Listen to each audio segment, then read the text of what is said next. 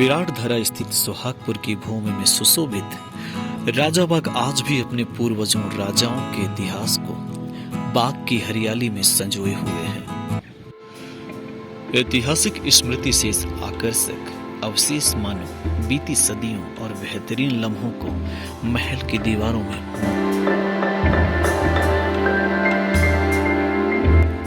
शिकार के शौकीन राजा महाराजाओं की पोती के हाथ में राइफल यह तो बता रही है कि पोती बांधवी भी राइफल गन चलाने की शौकीन है।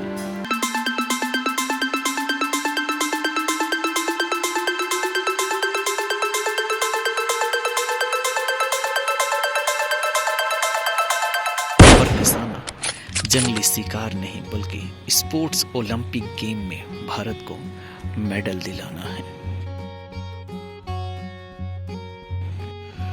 वैसे तो सुहागपुर की बेटी ने राइफल की कई गोलियों को निशाने में दागकर दर्जनों मेडल को अपने कब्जे में कर ली है, पर अभी तो ये अंगड़ाई है, आगे और लड़ाई है कि ललकार के साथ आगे की मंजिल पर फतह करने जुनून ओलंपिक में जाने के बाद ही शांत होगा। माता पिता और दादी की लाडली और इन्हीं को अपना देवता मानकर इनके आदर्शों को अंगीकार कर विराटधरा के युवाओं के लिए प्रेरणा का स्रोत बन चुकी बांधवी अब देश प्रदेश की होनहार स्पोर्ट शूटर बन गई है। बांधवी सिंह ये मेरी इकलौती बेटी हैं और चूँकि हम लोग एक ट्राइबल बेल्ट में रहते हैं, हमको भी मालूम है कि बेटी का और इनके संस्कार कैसे होने चाहिए। फिर भी हमने इनको दोनों तरह से संस्कार दिए और देने की कोशिश करते हैं। शस्त्र से शक्ति भी हमने दिया और इनको घर का काम भी हमने सिखाया। आज ये स्वयं अपने आप में इतनी सक्षम होती जा रही हैं कि इनको आप कहीं भी भेज दें, कहीं भी जाती हैं, अपने शूट करती हैं, बंदूक चलाती हैं। इनको अपनी चीज़ों का ध्यान है, अपनी चीज़ों का ख्याल रखता है। तो मैं तो चाहूँगा कि सारी लड़कियाँ मजबूती से बांधवी सिंह की तरफ देखें, समझें इसको। और अब वो समय भी बदलता जा रहा है। आज वो लड़कियों को हम सोचें कि वो घूंघट में रहें या वो घर का सिर्फ घर का काम करें, अब ये भी ठीक बात नहीं है। हम लोग चाहते हैं कि वो घर के काम तो करें क्योंकि आने वाला समय उनका ये नहीं है, उनका समय उनको ससुराल जाना होगा। वो ससुराल में भी उतना अपना सम्मान कमाएं और देश और अपने दुनिया का भी काम करें।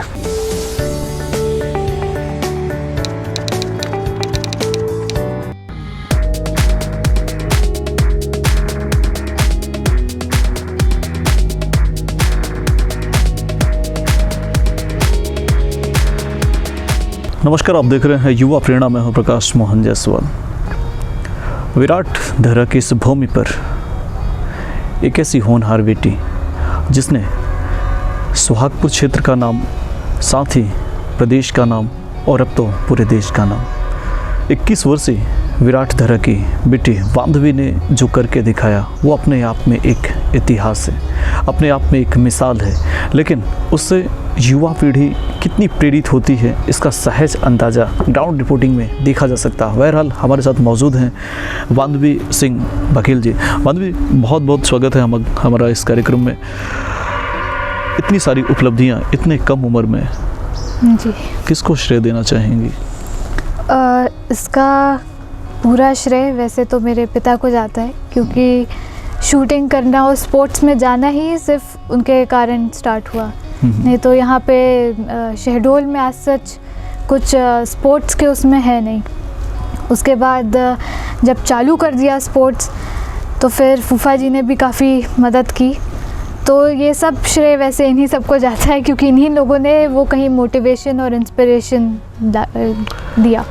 बिल्कुल दोस्तों, आपको बता दें कि CDS बिपिन रावत जी की भतीजी हैं और बहुत सारी चीज़ें निश्चित रूप से जब हमारे घर परिवार में, हमारे समाज में कोई व्यक्ति उस ओहदे पर होता है तो हमें कभी कई प्रेरणाएं मिलती हैं। निश्चित रूप से वही एक आधार होता है। बहरहाल हम अन्य उपलब्धियों की बात करेंगे। बांधवी जी, अब पहले हम आते हैं आपके प्राथमिक शिक्षा दीक्षा पर आते हैं, क्योंकि जो शिक्षा दीक्षा होता है उसके बाद कौन ऐसी स्थितियां निर्मित हुई कि आपको स्पोर्ट्स के इन इकाइयों पर आना पड़ा, तो आपका जो प्राथमिक शिक्षा था वो कहाँ से शुरू हुआ और कहाँ तक गया, उसके बाद फिर स्पोर्ट्स में आप कैसे आई? जी पहले स्टार्टिंग मैंने शहडोल से ही की थी, कॉन्वेंट स्कूल से। पर यहाँ पे उतना स्पोर्ट्स और उतनी एक्स्ट्रा को करिकुलर एक्टिविटीज़ नहीं थी। फिर कुछ टाइम बाद मैं बोर्डिंग में चली गई। मैंने अपनी 12th दिल्ली कॉलेज इंदौर से किया है। वहाँ पे मेरे फादर भी पढ़ते थे, तो उन्होंने भी काफ़ी कुछ देखा था। वहाँ एक्स्ट्रा को करिकुलर बहुत है, वहाँ ऑलमोस्ट हर स्पोर्ट है। तो उनका था यहाँ पे घर में बैठने से अच्छा, और मैं इकलौती हूँ, कुछ नहीं होता था करने को। तो वहाँ गए, वहाँ पे देखा करा, तो वहाँ पे कंपलसरी था आपको कोई एक स्पोर्ट खेलना ही खेलना, एज मतलब पूरे शेड्यूल में वो था ही। तो वहाँ पे हॉकी स्टार्ट किया एज एक इंटर हाउस था, वहीं लोकल कंपटीशन। फिर उससे इतना इंटरेस्ट जागा कि हॉकी को ही कंटिन्यू कर लिया। पेरेंट्स ने भी काफ़ी सपोर्ट किया। हॉकी करते करते फिर एक टाइम पे ये हुआ कि वो एक टीम गेम है। हमको अगर उसको आगे कंटिन्यू करना है तो एक टीम की बहुत ज़रूरत है। बिल्कुल। अब वो मिलेगी नहीं मिलेगी, कहाँ कैसा है, तो इसलिए लोगों ने सजेस्ट किया कि नहीं आप शूटिंग में भी आओ। मेरे फादर वहाँ पे शूटिंग कैप्टन भी रह चुके थे, तो उन्होंने शूटिंग की भी है, उनको अच्छे से पता भी था। बात जी, जब आप शूटिंग में आई उसके पहले हॉकी में भी थी, हॉकी में कुछ उपलब्धि आपकी? जी मैंने 6th क्लास से हॉकी स्टार्ट किया था, तो वो साल तो सीखने में चला गया। पर 7th से 12th तक मैंने 6 साल नेशनल खेला है। और 12th में लास्ट नेशनल में मुझे बेस्ट गोलकीपर ऑफ इंडिया मिला था। उसके बाद फिर हॉकी छोड़ दिया, वो कर नहीं पाए क्योंकि कॉलेज में मिला नहीं। तो ये अभी तक का हॉकी का रहा है। Just tennis?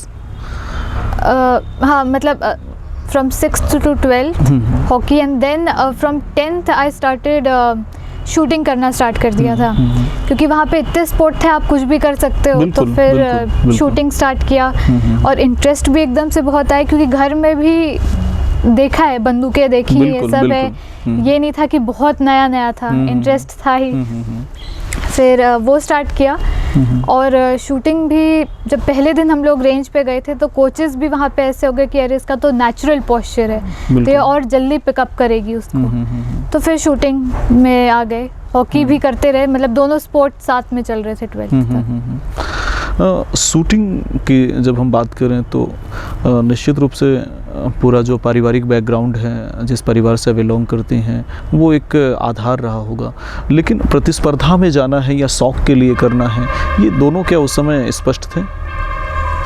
जब स्टार्ट किया था तब तो ऐसा शौक के लिए तो ज़्यादा नहीं था, क्योंकि जितने भी थोड़ा बहुत शौक था ये वो था, तो कभी घर में यहाँ वहाँ कर लिया ये सब।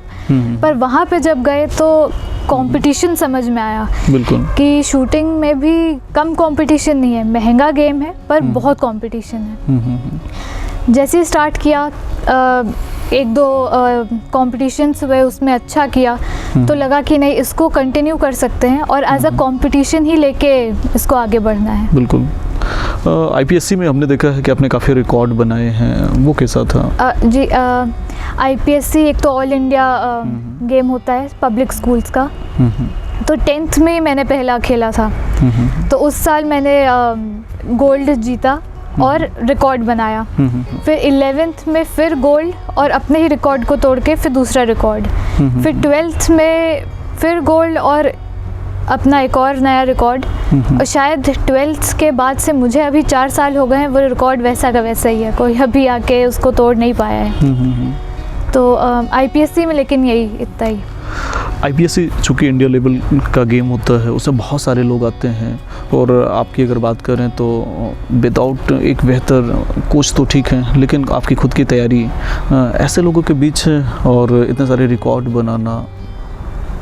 जी एक्चुअली शूटिंग बहुत मेंटल गेम है। अगर आप थोड़ा सा भी आपका मेंटल स्टेबिलिटी ठीक नहीं है, या आप किसी भी चीज़ से परेशान हैं, या सुबह आपने कुछ खा लिया और आपको लग रहा है कि नहीं शायद ये ठीक ना हो, तो उस हर छोटी चीज़ से आपकी शूटिंग पे फ़र्क पड़ता है। पर उस टाइम पे बिल्कुल कभी दूसरी चीज़ों के बारे में कुछ सोचा ही नहीं। सिर्फ ये था कि नहीं शूटिंग करना है, सिर्फ मतलब बहुत एम बहुत तगड़ा हुआ करता था। और उस टाइम पे उतना टेंशन और प्रेशर भी नहीं होता था पढ़ाई इन सब का, स्कूल में थे, लेकिन हमेशा फोकस्ड रहना तो था ही, और शूटिंग के बाद से और बढ़ गया उसमें।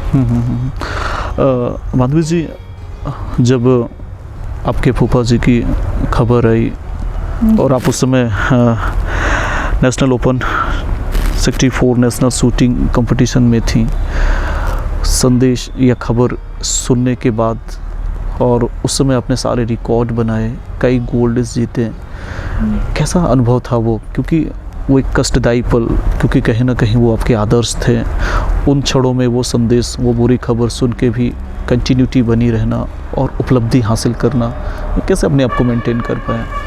जी, 8th डेट थी 8th, सुबह मैं प्रैक्टिस कर रही थी, शायद दाऊ मम्मा को पता चल गया था पर इन लोगों ने बताया नहीं और मैं प्रैक्टिस में थी। उसके बाद हमने खाना वाना खाया, उसके बाद मुझे पता चला कि अरे ऐसा हो गया है। पहले तो बहुत शॉकिंग था क्योंकि लग ही नहीं रहा था ऐसा हो गया है। अब जाएंगे कभी दिल्ली तो नहीं मिलेंगे, मतलब अब कभी मुलाकात ही नहीं होगी। तो दिमाग में तो बहुत कुछ चल रहा था। फिर ये हुआ कि उसी दिन मेरे पेरेंट्स को निकलना पड़ गया दिल्ली, और अगले दिन मेरा मैच था सुबह सुबह, और वो काफ़ी मतलब इम्पोर्टेंट मैच था मेरे लिए, तो काफ़ी इम्पोर्टेंट था। तो उस टाइम पे दिमाग में सिर्फ पता चलते ही एक चीज़ चलने लगे कि कल का मैच अच्छा करना ही है, अब ऑप्शन नहीं है किसी भी एरर का। बिल्कुल, मतलब अब हर गोली अगर फायर करनी है तो वो बिल्कुल परफेक्ट होनी चाहिए, क्योंकि अब हम नॉर्मली बहुत मैचेस करते हैं, कभी कभी एक गोली ठीक से नहीं चलाई तो लगता है अरे कोई बात नहीं कवर कर लेंगे या ठीक है, पर उस दिन ऐसा लग रहा था कि नहीं, मतलब थोड़ा सा भी एरर बहुत बड़ा इम्पैक्ट लाता है। और आज तो जिसने इतना हेल्प किया, इतना सपोर्ट किया, अब उनके लिए खेलना है। फिर 9th को मैच था, मैच करने के बाद जाके थोड़ी फीलिंग, तब जाके लगा कि अब मैच ख़त्म हो गया है, अब हम उस बारे में सोच सकते हैं। नहीं तो इस घटना से मैं और बहुत फोकस्ड हो गई थी अपने मैच के लिए कि आज हम किसी पर्पस से लेटे हैं और उसको पूरा करके ही उठना है, और जब तक वो नहीं होगा तब तक लगे रहना है, बिल्कुल एक एक चीज़ पे लगे रहना है। पर वो मैच ख़त्म हुआ, लोगों ने पीछे तालियां बजाई क्योंकि रिकॉर्ड तोड़ दिया था। बिल्कुल। फिर उठी मैं, पता चला तब तो रियलाइज़ हुआ कि अच्छा रिकॉर्ड टूट गया है, ये हो गया है। फिर लोगों ने कॉन्ग्रेचुलेट किया तब, लेकिन सिर्फ तब दिमाग में यही था कि नहीं, अब अगर ये जो मेडल लिए हैं ये उन्हीं को ट्रिब्यूट में देना है, और अब दिल्ली जाएं, दिल्ली जाके परिवार वालों से मिलें, बिल्कुल। बस यही था। 11 मेडल, 11 गोल्ड, किसी के लिए छोड़ा नहीं, थोड़ी सी भी दया नहीं आई? जी आई तो बिल्कुल नहीं। एंड में जब आखिरी मैच था तो बिल्कुल किसी के बारे में कुछ चल ही नहीं रहा था दिमाग में। बिल्कुल।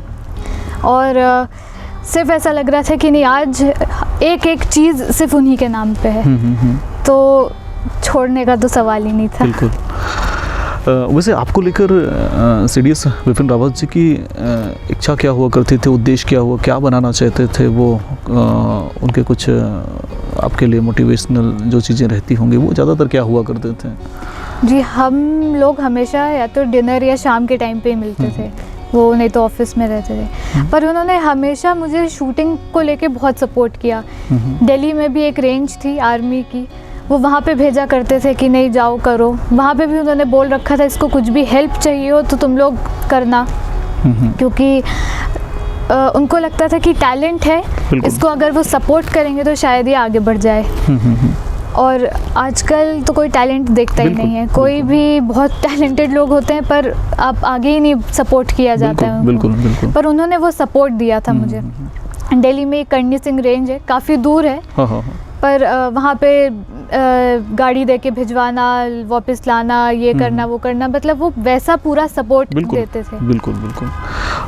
ये तो नेशनल गेम्स हो गए, इंटरनेशनल गेम पर भी आपने हिस्सा लिया कभी? जी, मैंने अभी अगस्त में ही एक इंटरनेशनल गेम में हिस्सा लिया था, वर्ल्ड चैम्पियनशिप थी वो, लीमा पेरू में थी, साउथ अमेरिका। तो उस टाइम पे मेरी बुआ नॉर्थ अमेरिका में थी, मैं साउथ अमेरिका में खेलने गई हुई थी। काफ़ी अच्छा एक्सपीरियंस था। मेडल नहीं थे पर वो जो एक्सपीरियंस था उसने बहुत कुछ सिखाया। वो पहला इंटरनेशनल था मेरा, थोड़ी नर्वस भी थी मैं, पर अच्छा गया। हर किसी की इच्छा होती है कि वो आगे बढ़े, अंततः आपके आगे बढ़ने की जो अंतिम उद्देश्य है वो कहाँ तक जाने का है शूटिंग के दौरान? जी, एक तो जितने भी आई थिंक स्पोर्ट्स वाले हैं सबका लास्ट एम ओलंपिक्स ही होता है, क्योंकि उसके आगे कुछ भी नहीं है। बिल्कुल, मेरा भी एम वही है। आने वाले ओलंपिक्स शायद नेक्स्ट पेरिस ओलंपिक में ना हो तो क्या पता अगले ओलंपिक में, पर वही एम है और उसके लिए जितनी मेहनत करनी पड़ेगी तो वो मैं करने को तैयार हूँ। एक और वाकया था कि जो अंजुम मोदगिल थी, ओलंपियन थी, उन्होंने कुछ कोटे से यहाँ पे टूर्नामेंट लेके आए थे और आपने उनका भी रिकॉर्ड तोड़ दिया, वो कैसा था? जी, एक्चुअली ये पिछले साल से स्टार्ट हुआ था 2019 में जब नेशनल्स हुए थे। उस टाइम पे उन्होंने जस्ट ओलंपिक कोटा लिया ही था। वैसे मैं उनको पर्सनली बहुत पसंद करती हूँ क्योंकि उससे भी पहले उनका ही रिकॉर्ड था, उनको ही मेडल आए थे, तो उन्हीं का देखा करती थी मैं कि अरे इन्होंने इतना अच्छा स्कोर मारा है, अपन को इतना तो मारना ही मारना है। और फिर नेक्स्ट नेशनल में मैंने वो कर दिया और फिर वो खुद आई मेरे पास कॉन्ग्रेचुलेट करने, तो बहुत अच्छा लगा कि अरे भाई इतना बड़ा प्लेयर आ रहा है। फिर हम लोग की बातचीत होने लग गई, अब तो हम लोग दोस्त हैं। फिर इस बार भी हम लोगों ने पार्टिसिपेट किया और इस बार फिर मैं उनसे आगे हूँ, पर लेकिन वो खेलती तो बहुत अच्छा है। वो इतनी बड़ी प्लेयर जो आपके आदर्श हैं, आइडियल हैं, उनको हराना आपको क्या लगता है कि उनसे क्या बेहतर कर पा रही थी आप? शूटिंग में बहुत सारी चीज़ें हैं, क्या पता वो क्या नहीं कर पा रही हैं, मैं वो चीज़ कर पा रही हूँ। पर वो मेरी आइडियल एक्चुअली बहुत टाइम से हैं, वो उनको भी शायद ही पता है, पर एक दो बार बातचीत हुई है उस बारे में। पर पता नहीं, शूटिंग में इतनी सारी चीज़ें हैं कि उस टाइम पे उनके साथ क्या चल रहा हो, बिल्कुल क्यों नहीं कर पाई, वो पता है। बिल्कुल, आपने जैसा कहा कि एक चित्त एकाग्रता की बात होती है, कंसंट्रेट की बात, कई चीज़ें निकल के आती हैं। माधवी जी, हम एजुकेशन की बात कर रहे हैं जी। आपका प्री सब्जेक्ट इतिहास, आप इतिहास को ही क्यों चुनी? एक्चुअली जब 12th पास आउट किया था तो ह्यूमैनिटीज़ लिया हुआ था और उस टाइम पे ऑलमोस्ट सारे सब्जेक्ट में सेम मार्क्स थे। बिल्कुल। फिर जब ड्यू में एडमिशन लिया तो हिस्ट्री मिला, फिर ये हुआ कि Saint Stephen's is the best college in India, तो वहाँ पे हिस्ट्री मिल रहा था। और हमेशा से एक इंटरेस्ट रहा ही है मुझे, क्योंकि जिस परिवार से मैं बिलोंग करती हूँ तो काफ़ी कहानियाँ सुनने को मिलती हैं।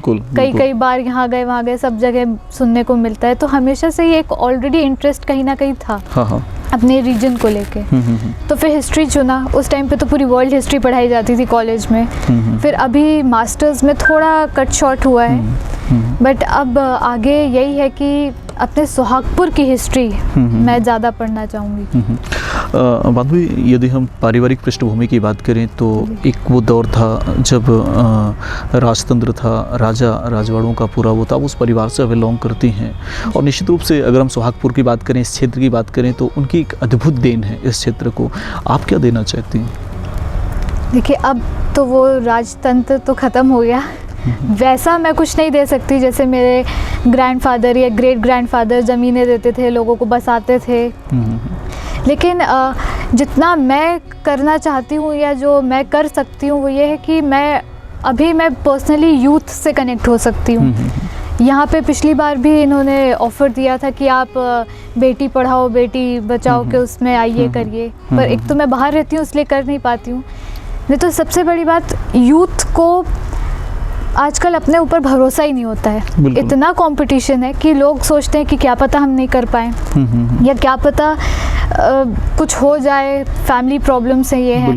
बट स्पेशली शहडोल में स्पोर्ट्स काफ़ी कम है और मैं स्पोर्ट्स के तरफ से हूँ, तो मैं उसी को यहाँ पे प्रमोट करना चाहूँगी। एक दो लड़कियाँ हैं, क्रिकेटर हैं, एक दो और हैं, बट मेरे हिसाब से और भी बच्चे आने चाहिए स्पोर्ट्स में, स्कूल्स को और इन सबको और प्रमोट करना चाहिए स्पोर्ट्स। इवन गवर्नमेंट को, जैसे यहाँ पे एक स्टेडियम है, बिल्कुल आई थिंक एक नया भी बन रहा है, ऐसा सुनने में आया था, बट और फैसिलिटीज़ देनी चाहिए और मेंबरशिप्स करें या बास्केटबॉल करें, फुटबॉल, हॉकी, जो भी, बट और पार्टिसिपेशन बढ़ाएं। बिल्कुल, हर बच्चे को पार्टिसिपेट करना बहुत ज़रूरी है, भले वो नेशनल तक जाए ना जाए, मेडल हो ना हो, पर एक लाइफस्टाइल में सहभागिता होती है। और कहीं ना कहीं चूँकि आदिवासी बाहुल क्षेत्र है, पूरा ट्राइबल ज़िला है, 2-3 जिले जुड़े हुए हैं, खेल की बात करें तो साधन संसाधनों का अभाव होता है। ऐसे में आपको क्या लगता है कि जो ट्राइबल बच्चे हैं वो क्या कर सकते हैं, और उनको यदि हम किस तरीके से सरकार प्रमोट करे या समाज प्रमोट करे या उनके परिजन प्रमोट करे जिससे वो आगे बढ़ सकते हैं? एक्चुअली मेन तो मैंने काफ़ी बार देखा है कि एक बार यहाँ पे फुटबॉल कप हुआ था, कुछ हुआ था। जितने भी ट्राइबल होते हैं इनमें अपने आप एक स्टैमिना बहुत होता है इनकी लाइफस्टाइल के कारण। तो हम वो एक नेचुरल चीज़ है जिसको हम यूज़ कर सकते हैं। बिल्कुल। जैसे हम एथलेटिक्स में ला सकते हैं, फुटबॉल में, ये सब काफ़ी स्टैमिना वाले गेम हैं। बट आई थिंक जैसे हर समर कैंप लगा लें या कुछ ऐसा कर ले, और it should be free to all, कोई भी आके कर सकता है। मुझे लगता है अगर वो करने लगें शायद लोग आएँ, बच्चे आएँ, क्योंकि कुछ लोग हैं यहीं पे हमारे सामने जो गांव है वहाँ के कुछ लोग हैं जो कि कुछ चीज़ों में बहुत आगे हैं पर उनको मौका ही नहीं मिलता। बिल्कुल। कुछ सिलाई कढ़ाई बहुत अच्छा कर सकती हैं पर कहाँ जाएं करने, है ही नहीं करने को। तो आई थिंक गवर्नमेंट अगर पर्सनली इस चीज़ को करे, कैंप्स लगाए, ये सब करे, कैंपेन बनाए, NGOs खोले, तो आई थिंक यहाँ के लोग काफ़ी टैलेंटेड हैं जो कि ऊपर आएँ। चूँकि आप जिस गेम को बिलोंग करती हैं, जिस गेम को खेलती हैं, उसमें चित्त एकाग्रता की बहुत ज़रूरत होती है, धैर्य की बहुत ज़रूरत होती है, पेशेंस की बहुत ज़रूरत होती है। लेकिन हम देखते हैं कि वर्तमान युवाओं में जो धैर्य की कमी है और एक जो आक्रोश का प्रभाव है ये बहुत ज़्यादा देखने को मिलता है। इसका सबसे बड़ा कारण क्या मानती हैं एज एक यूथ? मुझे कई बार ऐसा लगता है कि आई थिंक प्रेशर भी बहुत है। हर चीज़ में प्रेशर बहुत है। इवन पेरेंट्स भी कई बार काफ़ी प्रेशराइज करते हैं। वो गलत नहीं होते, पर उनको ऐसा लगता है कि हमारा बच्चा आगे रहे तभी उसका कुछ हो पाएगा। बिल्कुल। मीडियोकर भी रहता है तो आजकल कहीं जगह ही नहीं है उन लोगों की। आई थिंक प्रेशर भी बहुत है और बहुत फ्री लाइफस्टाइल चाहते हैं। पहले के लोग बड़ों की बहुत सुनते थे, बिल्कुल। अभी लोगों को लगता है कि नहीं, हम अपना डिसीजन खुद बना सकते हैं, कर सकते हैं।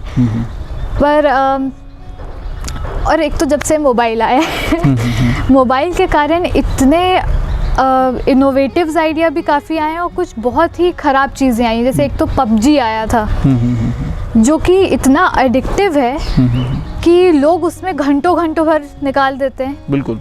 और आप उस टाइम को किसी क्रिएशन में नहीं डाल पाते हो। बिल्कुल बिल्कुल। आप बिल्कुल घुसे हो तो उसी में घुसे हो। कोई टोक रहा है तो आपको चिड़चिड़ी मच रही है कि क्यों, मतलब। लेकिन है तो चित्त एकाग्रता ना एक्चुअली, बट लेकिन उससे कुछ फ़ायदा नहीं हो रहा है। बिल्कुल। हाँ। मतलब हम PUBG खेल के क्या कर लेते हैं? बिल्कुल। इससे अच्छा तो हम, क्या पता, अगर हमें पेंटिंग में बहुत वो है और हमें पता नहीं है, पर अगर हम उस चीज़ को एक्सप्लोर करें तो शायद हम बहुत अच्छा कर लें। बिल्कुल। तो ऐसे बीच बीच में काफ़ी सारे गेम्स आए थे, कुछ चीज़ें आती थी, बट यूथ को खुद को समझना चाहिए कि वो ये सब करके आगे नहीं बढ़ पाएंगे। और उनको फोकस तो होना चाहिए, पर गलत चीज़ पे फोकस होने से भी कोई मतलब नहीं, फिर उस फोकस का ही मतलब नहीं है। वाधवी जी, आध्यात्म का अर्थ या आध्यात्म से आपका क्या आशय होता है, और जो वर्तमान युवाओं में आध्यात्म की कमी है, स्पिरिचुअलिटी, अगर धर्म की बात करें, आध्यात्म की बात करें, वो घटते क्रम में है? क्योंकि हम देखते हैं कि हमारे पूर्वज इतने अच्छे आध्यात्मिक और आध्यात्मिक प्रवृत्ति के थे, उसका असर हमारे माँ बाप पर गया, माँ बाप पर घटते क्रम में है, उसका असर हम पर आया, और यदि हम धार्मिक और आध्यात्मिक नहीं हुए तो आने वाली पीढ़ी तो पशु जीवन व्यतीत करेगी। तो ये जो घटता क्रम है और युवाओं का इससे जो दूरियाँ हैं आध्यात्म से, उसका कारण क्या मानती हैं? ये तो बहुत लाइफस्टाइल भी बदलती जा रही है। बिल्कुल बिल्कुल। हाँ, इसको अपन ऐसा भी लें कि पाश्चात्य सभ्यता को हम किस तरीके अडॉप्ट कर रहे हैं। अगर देश की संस्कृति है उसको नहीं मान रहे हैं, माँ बाप को मानते हैं पर माँ बाप की नहीं मानते हैं, राम को मानते हैं पर राम की नहीं मानते हैं। ये चूँकि आप एक युवा हैं, और आपके अनुसार इसका जो सबसे बड़ा कारण है वो क्या होगा? बहुत अच्छा क्वेश्चन है एक्चुअली, बट मुझे ऐसा लगता है कि आजकल के लोगों की जो थिंकिंग है, जैसे कई लोग सिर्फ जानते हैं कि पुराण होते हैं, महाभारत है, रामायण है, पर उसमें कैरेक्टर्स क्या हैं कई लोगों को ये भी नहीं पता है, द मेन कैरेक्टर्स भी नहीं पता है। तो आई थिंक एक तो जो हमको स्कूल में भी पढ़ाया जाता है कि अपने फ्रीडम के लिए बोलो, अपने उसके लिए बोलो, ये अच्छी चीज़ है, बिल्कुल। पर लोग ये भूल जाते हैं कि उसको हम एक सही तरीके से भी कर सकते हैं। लोग आजकल अपनी बात रखते हैं, अगर सामने वाला नहीं सुन रहा है तो उसको समझाने की जगह बदतमीज़ी पे आ जाते हैं। वो कहीं ना कहीं आई थिंक इन सब चीज़ों से भी रिलेटेड है, क्योंकि बहुत सारे बच्चे भगवान को नहीं मानते, बहुत सारी लोग बहुत सारी चीज़ों को नहीं मानते हैं, बस अपना करना है, ये है वो है। बट मुझे लगता है आई थिंक स्कूल में भी अगर हम इस चीज़ को इनकॉर्पोरेट करें तो अच्छा होगा, क्योंकि अभी मैं कोई न्यूज़ पढ़ रही थी कि आउट ऑफ इंडिया लोगों को संस्कृत सिखाई जा रही है। बिल्कुल। यहाँ पे संस्कृत का कुछ भी नहीं बचा है। लोगों को वहाँ पे हिंदी सिखाई जाती है, उसका वो कराया जाता है। यहाँ पे हम बहुत वेस्टर्न तरफ जाते जा रहे हैं अपने इंडियन चीज़ को छोड़ते हुए। तो वेस्टर्न चीज़ अच्छी है, पर वो सिर्फ दिखने में अच्छी होती है। अगर हम इंटरनल जाएं तो हम इंडियन के संस्कार और इन सब में ही रहेंगे तो आई थिंक वो ज़्यादा डेफिनेटली। शूटिंग, हॉकी, इतिहास, अध्ययन की अगर बात करें, इसके अलावा और किसी चीज़ में इंटरेस्ट? इसके अलावा मैं जब स्कूल टाइम में थी तब मैंने पेंटिंग क्लासेस स्टार्ट की थी। मुझे पता नहीं था मैं ठीक ठाक कर लेती हूँ, बट पेंटिंग में काफ़ी इंटरेस्ट है। टाइम ज़्यादा नहीं मिलता है पर अच्छा लगता है पेंटिंग करना। और बेकिंग में बहुत इंटरेस्ट है, क्योंकि मुझे खाना बहुत पसंद है, तो मुझे लगता है कि नहीं बनाया भी जाए अलग अलग तरीके से। तो यही दो मेन। पूर्वजों ने शहर को, सुहागपुर को, इस क्षेत्र को बेहतर तरीके से सजाया। आप इस पूरे क्षेत्र को कैसा देखना चाहते हैं आने वाले भविष्य में? कैसा हो हमारा शहर, कैसा हो हमारा सुहागपुर, कैसा हो हमारा शहडोल? कैसी परिकल्पना? पहले तो मैंने जब बहुत पहले देखा था तो इतना डेवलप्ड नहीं था। अभी तो काफ़ी हॉस्पिटल्स खुल गए हैं, तो डेवलपमेंट के तरफ जाए। जैसे मैं बहुत बाहर रही, इंदौर में रही, दिल्ली में रही, भोपाल में, तो वहाँ की जो कई चीज़ें देखी। जैसे इंदौर बहुत साफ़ है, यहाँ पे लोगों को साफ़ सफाई का मतलब ही नहीं समझ में आता है। बिल्कुल। कहीं भी कुछ भी फेंक देंगे, कुछ भी कर लेंगे, और लोगों को लगता है दूसरा उठा लेगा। बिल्कुल। या ठीक है, क्या जा रहा है, ऐसी गांव देहात है। बट साफ़ सफाई बहुत इम्पॉर्टेंट है। कोई भी हम कभी दूसरी जगह जाते हैं, देखते हैं, तो हम आपस में बात करते हैं कि देखो ये नहीं, इतना गंदा है, ये है, वो है। पर मुझे लगता है कि अगर जैसे मुझे जब भी टाइम मिला तो यहाँ पे मैं एक स्वच्छता पे लेके लोगों को अवेयर करना चाहूँगी। मेन तो वो है। बाकी डेवलपमेंट तो अच्छा हो रहा है, गवर्नमेंट भी अच्छा कर रही है। एक स्वच्छता है। और महिला सशक्तिकरण पर क्या व्यू है आपका? हाँ, एक्चुअली मैं एक बार आई थी यहाँ पे, तब वुमेंस डे मनाया जा रहा था। उस टाइम पे भी मुझे लगा कि वो काफ़ी शॉर्ट प्रोग्राम था, बट उससे मुझे लगा कि नहीं, यहाँ पे कुछ लोग हैं एक्टिव जो कि कर भी सकते हैं। यहाँ पे काफ़ी महिलाएं हैं जो कि बहुत कुछ करती हैं, जिनके बारे में लोगों को नहीं पता होता है। क्योंकि उस टाइम पे मैं मिली थी एक से जो कि हर कुछ महीने में जितना भी इंटरवल होता है वो ब्लड डोनेशन के लिए जाती हैं। कुछ लोग जो छत्री सभा है, जिनके बारे में मैं जानती हूँ, वो काफ़ी डोनेशन और इन सब में है आगे। तो मुझे लगता है अगर इन लोग को और आगे किया जाए, या इन्हीं के साथ इनकी बेटियों को आगे लिया जाए, जो यूथ हैं, रहने वाली सुहागपुर की हैं, और जब तक हैं वो तब तक तो कंट्रीब्यूट कर ही सकती हैं। बिल्कुल। मुझे लगता है अगर यूथ साथ में आए बिल्कुल तो काफ़ी कुछ हो सकता है। बिल्कुल। तो दोस्तों, निश्चित रूप से सीमित संसाधनों के बीच जब जिद में हमारी किसी भी उद्देश्य के लिए एक ज़िंदगी बन जाए, या हम उसमें कर गुजरने के अपने आप में कमिटमेंट कर लें, अपने आप में उसको प्रॉमिस कर लें कि हमें इस उद्देश्य को या इस मांग को पूरा करना है, तो वो चीज़ पूरी होती है। ये आप समझ सकते हैं। माधवी जी बता रही थी कि वाकई यदि आप पूरे तन्मयता के साथ, पूरे चित्त एकाग्रता के साथ किसी भी उद्देश्य को लेकर आगे बढ़ते हैं तो निश्चित रूप से सफलता मिलती है। और इतने कम उम्र में इतनी बड़ी सफलता निश्चित रूप से कहीं ना कहीं युवा के उस परिपक्व विचारधारा की पराकाष्ठा को पार करता है, जिससे निश्चित रूप से उपलब्धि मिलना लाजमी है। माधवी जी, हमसे बातचीत करने के लिए और अपने बहुत सारे अनुभव साझा करने के लिए बहुत बहुत धन्यवाद। और आपका जो एक ओलंपिक में जाने की एक इच्छा है और सपना है, वो निश्चित रूप से हम सबकी कामनाएं हैं वो पूरा हो। Thank you so much. Thank you. Lalita health care, homeopathy, acupressure, magnet therapy, cupping therapy, अब तक 60,000 से अधिक मरीजों का सफलतापूर्वक इलाज, वो भी बिना किसी साइड इफेक्ट के। साथ ही एक्यूप्रेशर और मैग्नेट थेरेपी नेचुरल तरीके से मरीजों का इलाज। नमस्कार दोस्तों, होम्योपैथिक के द्वारा किसी भी बीमारी का इलाज लक्षण के आधार पर किया जाता है और इस होम्योपैथिक की सबसे बड़ी विशेषता यही है कि इलाज के दौरान या इलाज के बाद कभी भी किसी दवाई का साइड इफेक्ट नहीं होता। हमारे सेंटर ललिता हेल्थ केयर में अभी तक लगभग 60,000 मरीजों का सफलतापूर्वक इलाज किया गया है, जिसमें डायबिटीज़, बीपी, थायराइड, सोरियासिस, बहुत तरह की स्किन डिसीज, मानसिक रूप से बीमार लोग और ऐसी बहुत सारी असाध्य रोगों का इलाज सफलतापूर्वक किया जा रहा है। साथ ही हमारे सेंटर में अल्टरनेटिव पैथी के द्वारा जैसे एक्यूप्रेशर, कपिंग थेरेपी, इसमें किसी प्रकार की कोई दवा नहीं दी जाती। इसमें सिर्फ नेचुरल तरीके से मरीजों का इलाज किया जाता है। साथ ही दोस्तों, हमारे सेंटर में होम्योपैथिक, बायोकेमिक, इंडियन एवं जर्मन दवाइयाँ, कॉस्मेटिक उपलब्ध रहती हैं।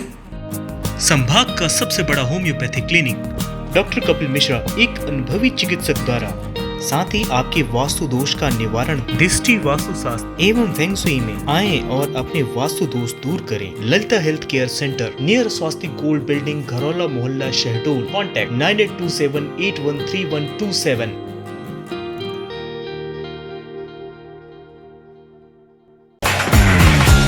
आज की शाम की शुरुआत करते हैं और शाम की शुरुआत ही होने वाली है धमाकेदार